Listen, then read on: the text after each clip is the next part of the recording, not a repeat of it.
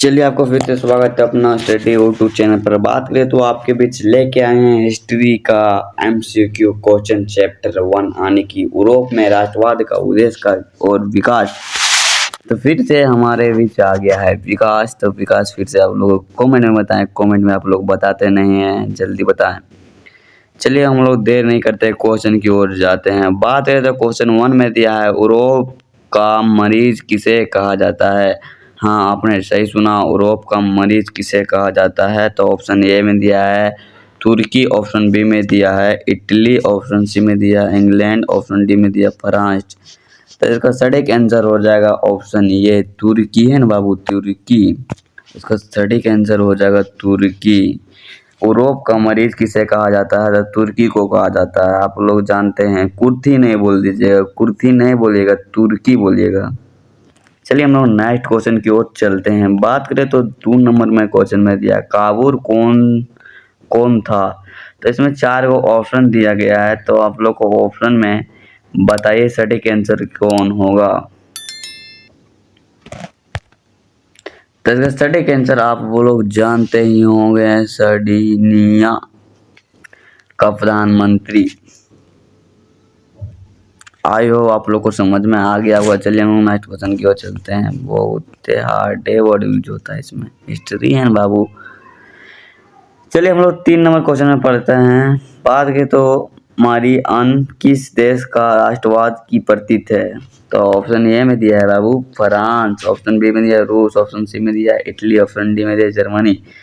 तो इसका सटीक आंसर हो जाएगा ऑप्शन ए फ्रांस है ना बाबू, फ्रांस। मारियान किस देश के राष्ट्रवाद का प्रतीक है। तो ऑप्शन ए हो जाएगा फ्रांस।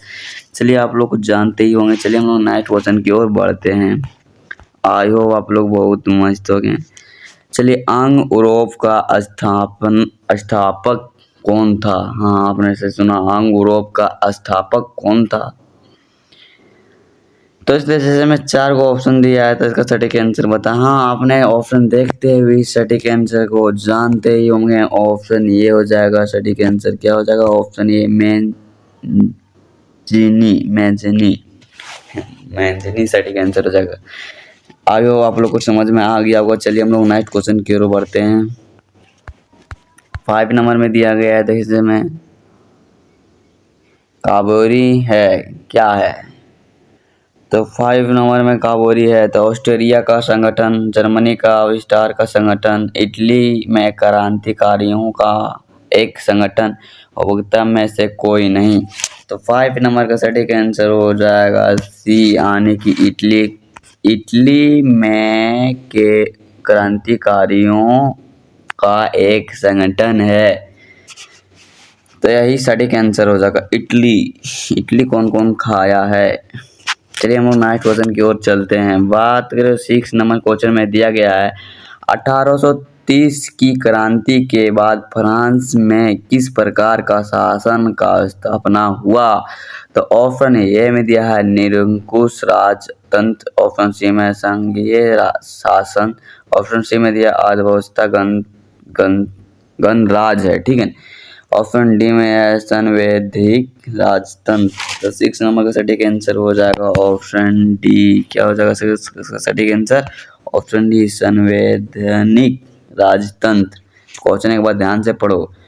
1830 ईस्वी की क्रांति के बाद फ्रांस में किस प्रकार का शासन स्थापना हुआ। तो संवैधानिक राजतंत्र की। चलिए हम लोग नेक्स्ट क्वेश्चन की चलते हैं। आई हो आप लोग को समझ में आ गया होगा। हाँ, आपने 7 नंबर क्वेश्चन में चलिए बात करें तो 7 नंबर में क्वेश्चन में दिया गया यूरोपीय समझौता का पालना किस देश का कहा जाता है। हाँ, आपने सही सुना, पालना किस देश को कहा जाता है। क्वेश्चन को पूरा पढ़िए। यूरोपीय समझौता का पालना किस देश को कहा जाता है। तो ऑप्शन ए में दिया है, ऑप्शन ए में क्या दिया है इटली, ऑप्शन ए में दिया है इटली, ऑप्शन बी में दिया है रोम, ऑप्शन सी में दिया स्पेन, ऑप्शन सी में दिया यूनान। तो 7 नंबर का सटीक आंसर हो जाएगा ऑप्शन डी। इसका सटीक आंसर हो जाएगा ऑप्शन डी। आयो आप लोग जानते हैं उन्होंने। चलिए हम लोग नेक्स्ट क्वेश्चन की ओर चलते हैं। बात करें तो 8 नंबर में क्वेश्चन में दिया गया है अंग इटली के स्थापना कौन है। अंग इटली का स्थापना ऑप्शन ए में दिया 1832, ऑप्शन बी में दिया 1831, ऑप्शन सी में दिया 1833, ऑप्शन डी में दिया है 1834। तो इसका सटीक आंसर हो जाएगा ऑप्शन बी 1831। क्या जगह 1831 इसका सटीक आंसर हो जाएगा। चलिए हम लोग नेक्स्ट क्वेश्चन की ओर चलते हैं। बात करें तो 9 नंबर में दिया है एक्सर ऑफ यूनियन किस वर्ष पारित हुआ। तो ऑप्शन ए में दिया है 1688, ऑप्शन बी में दिया है 1707, ऑप्शन सी में दिया है 1788, ऑप्शन सी में दिया है 1807। तो 9 नंबर का सटीक आंसर हो जाएगा ऑप्शन बी। क्या हो जाएगा ऑप्शन 1707 ईस्वी। क्या हो जाएगा इसका सटीक आंसर 1707, ऑप्शन बी हो जाएगा। आयो आप लोग जान गए होंगे। चलिए हम लोग नेक्स्ट क्वेश्चन की ओर चलते हैं। वेरी वेरी इंपॉर्टेंट है बाबू। 10 नंबर में दिया गया इटली के एकीकरण का मसीहा कहा जाता है। तो ऑप्शन ए में दिया है नेपोलियन बोनापार्ट, ऑप्शन बी में दिया है मैंजीनी, ऑप्शन सी में दिया काबुल, ऑप्शन सी में दिया है। इसका सटीक आंसर हो जाएगा 10 कब्बी मैंजीनी। इसका सटीक आंसर क्या हो जाएगा मैंजीनी। आई हो आप लोगों को समझ में आ गया हो गया। चलिए हम नेक्स्ट क्वेश्चन की ओर चलते हैं। बात करें तो अगर 11 नंबर में क्वेश्चन में दिया गया है इटली की स्थापना किसने की थी। हाँ आपने सही सुना, इटली का स्थापना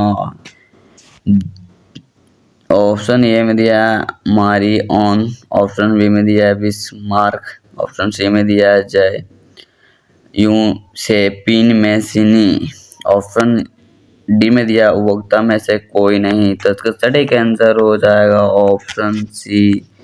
इसका सटीक आंसर क्या हो जाएगा ऑप्शन हाँ ऑप्शन सी इसका सटीक आंसर हो जाएगा। आइए आप लोग जान गए। चलिए हम नेक्स्ट क्वेश्चन की ओर चलते हैं। बात करें तो हमारा 12 नंबर क्वेश्चन में दिया गया है सेडाओं के युद्ध में किसकी पराजय हुई। तो ऑप्शन ए में दिया है फ्रांस की, ऑप्शन बी में दिया है सरडिनिया। बड़ी हार्ड यूज होता है रे जियोग्राफी में नहीं हिस्ट्री में। ऑप्शन सी में दिया फ्रांस, ऑप्शन सी में दिया नेपोलियंस। तो इसका सटीक आंसर हो जाएगा ऑप्शन सी यानी कि फ्रांस। इसका सटीक आंसर क्या हो जाएगा फ्रांस। फ्रांस की क्रांति कब हुआ कमेंट में बताएं। चलिए हम लोग नेक्स्ट क्वेश्चन की ओर चलते हैं। आयो आप लोग बहुत मस्त होंगे। यूरोपियों का राष्ट्रवाद से प्रभावित होकर किस भारतीय शासन जैविक विन की स्थापना की। तो ऑप्शन ए में दिया हैदर अली, ऑप्शन बी में दिया टीपू सुल्तान, ऑप्शन सी में दिया क्या दिया है सफदर जंग, ऑप्शन सी में दिया शिवाजी। तो 13 नंबर का सटीक आंसर हो जाएगा ऑप्शन बी टीपी नहीं है टीपू सुल्तान है रे पगला। क्या है टीपू सुल्तान। आयो आप लोग बहुत मस्त हो। जैवकोविन क्लब की स्थापना किसने की। टीपू सुल्तान ने बोलना ठीक। चलिए नेक्स्ट क्वेश्चन की ओर बढ़ो। ये बात करें तो 14 नंबर क्वेश्चन में दिया 1389 की क्रांति के समय फ्रांस का साम्राज्य था तो कौन था। तो ऑप्शन ए में दिया लुई 16, ऑप्शन बी में दिया लुई 15, ऑप्शन सी में दिया लुई 14, ऑप्शन डी में दिया लुई 7। इसका सटीक आंसर हो जाएगा ऑप्शन ए में दिया लुई 60 लुई 7। आई हो आप लोग बहुत मस्त हो गए। चलिए इसका सटीक आंसर हो गया। चलिए हम नेक्स्ट क्वेश्चन की ओर चलते हैं। बात करें तो हम लोग नेक्स्ट क्वेश्चन 15 नंबर क्वेश्चन में दिया गया है। चलिए 40 नंबर के क्वेश्चन चलते हैं। बात करें तो 1789 की क्रांति के समय फ्रांस का साम्राज्य था। तो ऑप्शन ए में दिया लुई 7, ऑप्शन बी में दिया लुई 15, ऑप्शन सी में दिया लुई 14, ऑप्शन डी में दिया लुई 20। तो इसका सटीक आंसर हो जाएगा ऑप्शन ये आने की लुई 7 सही आंसर हो जाएगा। आई हो आप लोग बहुत मस्त हो गए। इसका वेरी वेरी इंपॉर्टेंट क्वेश्चन बात करें तो है। चलिए हम नेक्स्ट क्वेश्चन की ओर चलते हैं। बात करें तो हम 15 नंबर क्वेश्चन में दिया गया है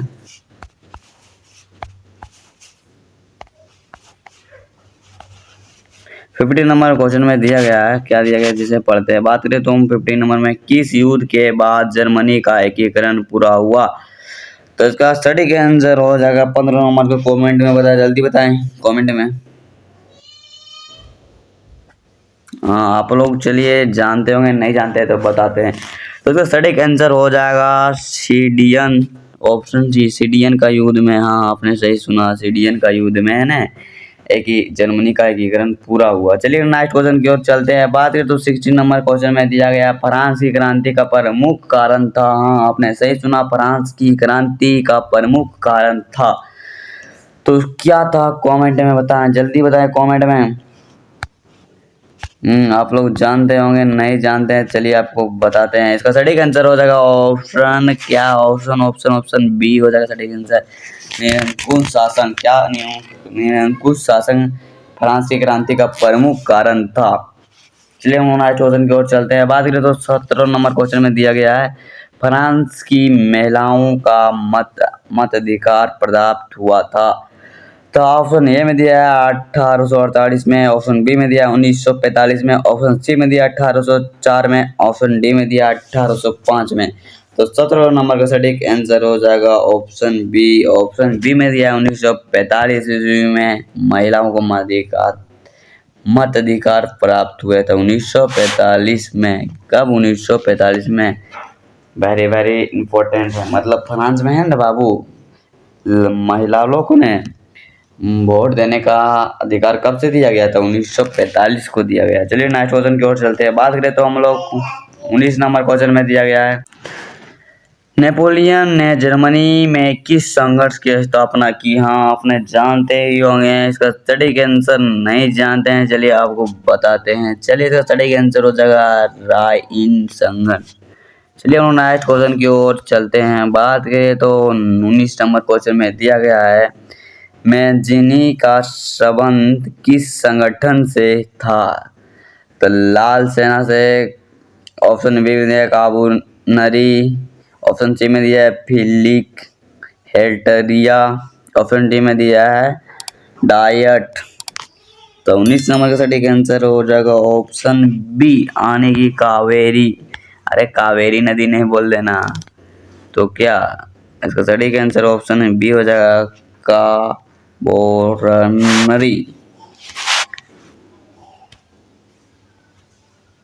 रुकिए थोड़ा।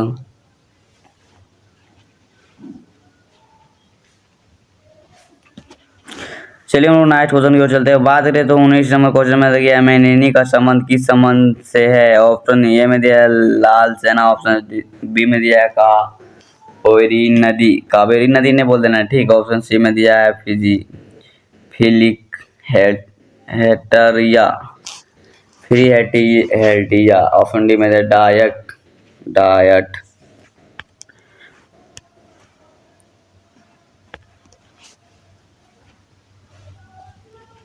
चलिए हम नेक्स्ट क्वेश्चन की ओर चलते हैं। बात करें मैंनिनी के संबंध किस संगठन से है, तो आप लोग जानते ही होंगे, इसका सटीक आंसर ऑप्शन बी हो जाएगा।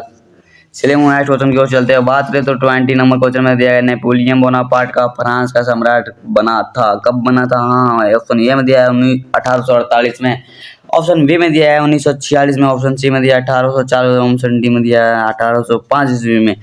तो इसका सटीक आंसर हो जाएगा ऑप्शन सी 1804 ईस्वी में। इसका सटीक आंसर हो जाएगा नेपोलियन है ना बाबू, नेपोलियन बोनापार्ट फ्रांस का साम्राज्य कब बना था।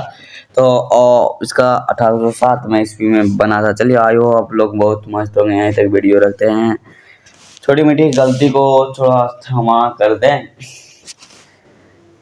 पूरा वीडियो को अंत तक देखें, वेरी वेरी इंपॉर्टेंट है। Peace.